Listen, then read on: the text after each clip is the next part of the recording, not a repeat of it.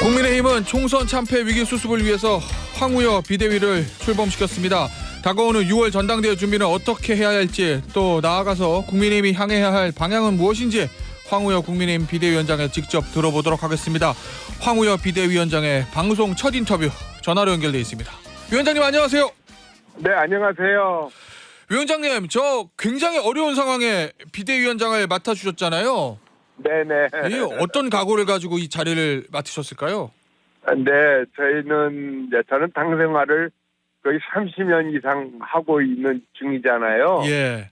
그러니까 당에서 요청하면은 당인으로서는 마땅히 응해야 되는데 네. 당이 왜 나를 불렀는가 생각을 해보니까요. 예. 이 노마 식도라는 말이 있잖아요. 예. 늙은 말이 길을 안다고요. 그래서 지금 아마 저희의 경험과 지혜를 빌리고자 하는 거 아닌가. 그걸 당에다가 쏟아부어라 하는 얘기로요. 예. 그렇게 받아들이고 이제 제가 해야 되겠다 생각을 했습니다. 알겠습니다. 자, 위원장님, 이 위원장님도 네. 이번 저 총선 과정을 다 지켜보셨을 텐데 당이 굉장히 네네. 어려운 상황입니다. 그럼 일단 오시자마자 이 도대체 국민의힘이 왜 이렇게 총선 참패를 했는가, 이거를 생각을 해보셨을 거 아니에요. 네네. 위원장님의 경험과 지혜로 봤을 때 당이 네. 총선 참패한 가장 큰 원인은 어디에 있습니까? 우리가 이거 프레임이라고 그럴까요? 예. 그래서는 그런 구도를 짜야 되는데 그것이 조금 우리가 소홀하지 않았는가. 혹시 거기서 문제가 있지 않았나 생각이 들어요. 예를 들면은요. 예. 지금 우리가 이제 크게 내세운 것이 이제 두 가지였어요. 하나는 586 청산이다 이런 문제고요. 예. 그 다음에 또 2조 심판이다 이랬는데 우리는 여당이란 말씀이에요. 예. 그렇기 때문에 우리는 이제 국민들에게 우리가 잘못한 것은 사과 용서를 구하면서 우리가 반성하겠다, 잘하겠다라고 다짐을 국민 앞에 보이고, 그 대신 앞으로 4년 동안 여당이 무엇을 할 것인가를 대대적으로 우리가 국민 앞에 제시했어야 되는데 예. 그 부분보다는 이쪽에 또 이제 프레임 자체가 그렇게 짜진 거 아닌가. 그것이 좀 어려웠다. 그런 생각이 들고요. 예. 이렇게 사실 5%밖에 우리가 지지 않았는데 전국 득표율. 이와 같이 예. 네. 투표수에서는요. 이렇게 많이 한 거에 대해서는 이런 것을 예상해서 이게 워낙 차이가 나니까요. 예. 김진포 의장이 제시했다는 거 또 광역 또 중대선거구제 같은 것도 좀 면밀히 검토를 했어야 되지 않았나 이런 생각도 하고 그렇습니다. 그럼 당이 총선 전략을 그렇게 짠 이유는 뭐라고 보십니까? 상대방이 정권 심판하니까 예. 맞불 작전으로 그렇게 우리가 했는데 예. 역시 이건 야당 심판은 야당 몫이고요. 예. 우리는 비존지시가 중요하지 않았나 생각이 듭니다. 그러면 저 이번에 사실 윤 정권 심판론의 파도가 굉장히 거셌잖아요. 네네네. 혹시 그 문제 때문에 당이 총선이 어려워진 거다, 이런 생각은 안 하십니까 혹시? 그렇죠. 정권 심판론이 이제 선거를 주도했죠. 예. 그런데 우리는 정권 심판 앞으로 3년 남은 예. 정권이 일할 수 있도록 이제 우리를 지지해달라 이렇게 얘기가 돼야 되는데 예. 그러기 위해서는 무슨 일을 하느냐, 앞으로 3년 동안 무슨 일을 해야 될 것이다 라는 것이 좀 명확하게 국민들에게 알려졌으면 하는 아쉬움이 좀 있어요. 알겠습니다. 네, 이번 선거를 치르면서 국민들이 머릿속에 이번에는 여당은 뭘 하려고 그랬나 그런 생각이 어떻게 남아있나. 우리가 이제 백서를 준비하는데 그런 모든 것을 다 검토를 할까 합니다. 예, 알겠습니다. 자, 위원장님께서 이제 첫 번째 기자회견에서 이런 말씀을 하셨더라고요. 네. 보수 정당으로서의 정체성을 확고히 하겠다. 보수 가치 보수 가치를 약화시키고 훼손해서 사이비 보수로 변질돼서는 안 된다, 이런 말씀하셨는데 위원장님이 보시는 이 보수 정체성이란 게 뭡니까? 우리가 이제 민주당은 진보고 우리는 보수다 이런 진영이 형성돼 있잖아요. 예. 그러기 위해서는 이제 정치 철학이라고 그럴까 우리 이념에 분명히 있어야 되는데 예. 우리가 중도를 겨냥하기 위해서 우리 스스로가 중도 쪽으로 가는 거로 생각하기가 쉽습니다. 그렇지만 중도는 예.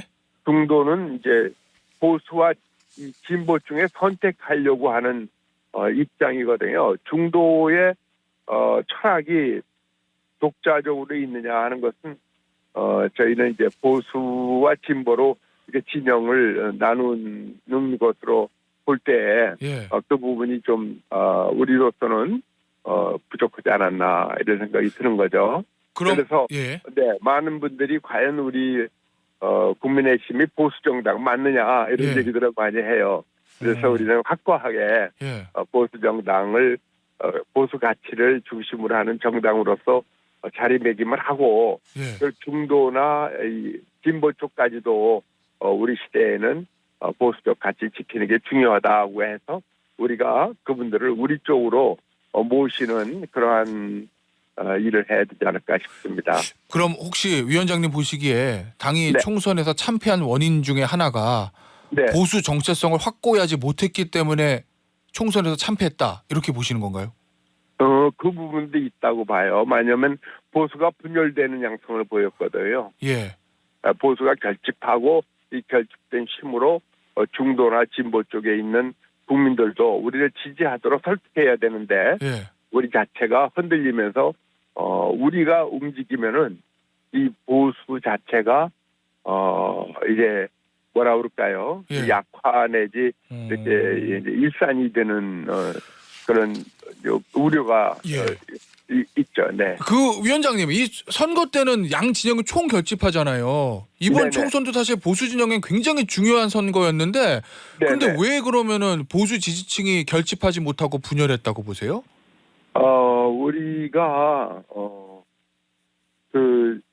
좀 뭔가 외연 확장을 한다고 하면서 예.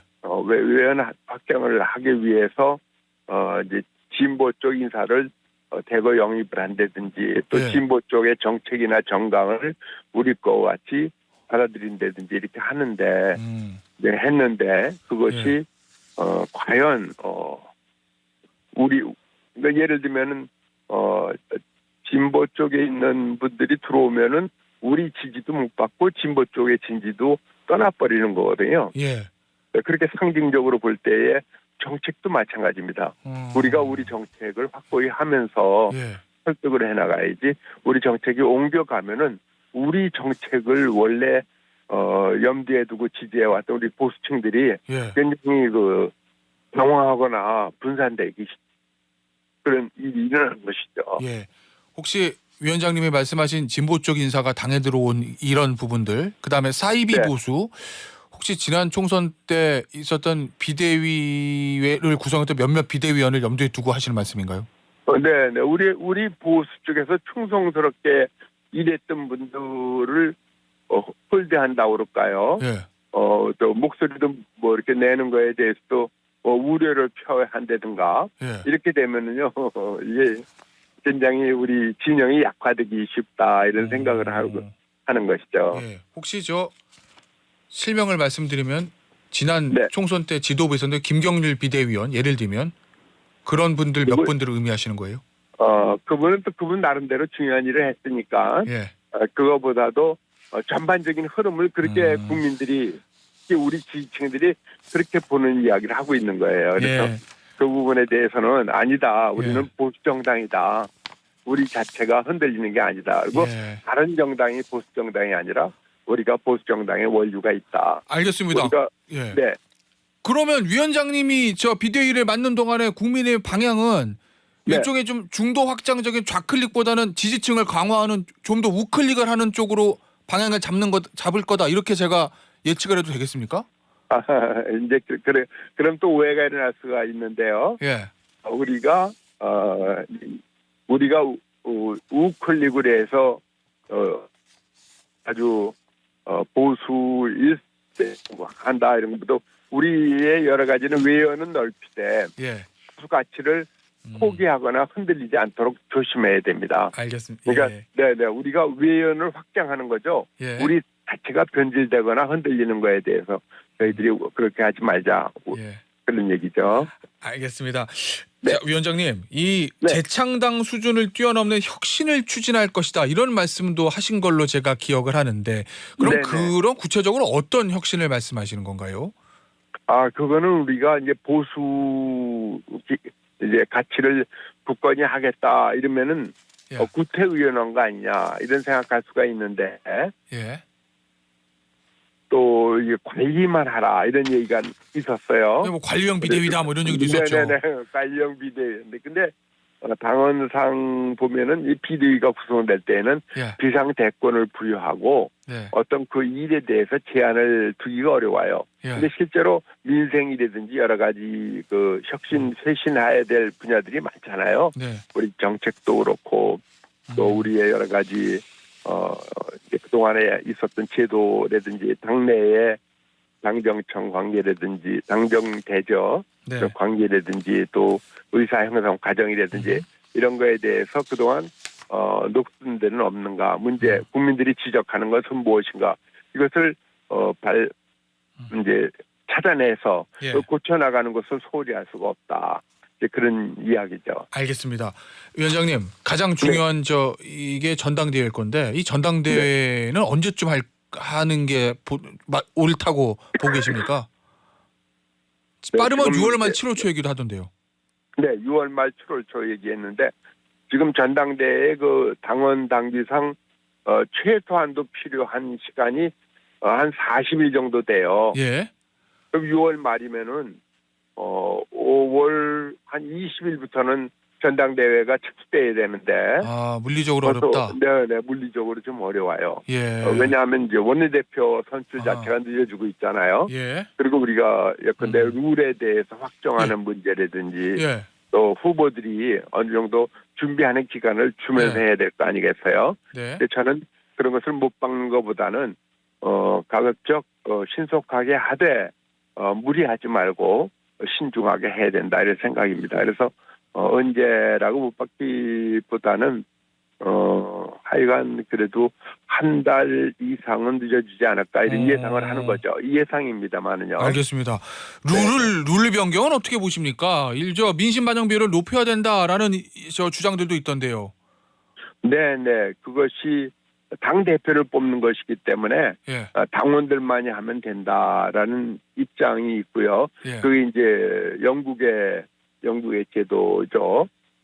그런가 하면은 이제 우리 당원은 아니래도 예. 당우라고 해서요. 그 프렌드 오브 파티라고 해서 예를 들면 언론인이라든지 또 이제 공무원이라든지 교육자라든지 이런 분들은 입당이 어렵잖아요. 예. 그 상당한 국민의 영역이거든요. 또 상공인들은 꺼리입니다.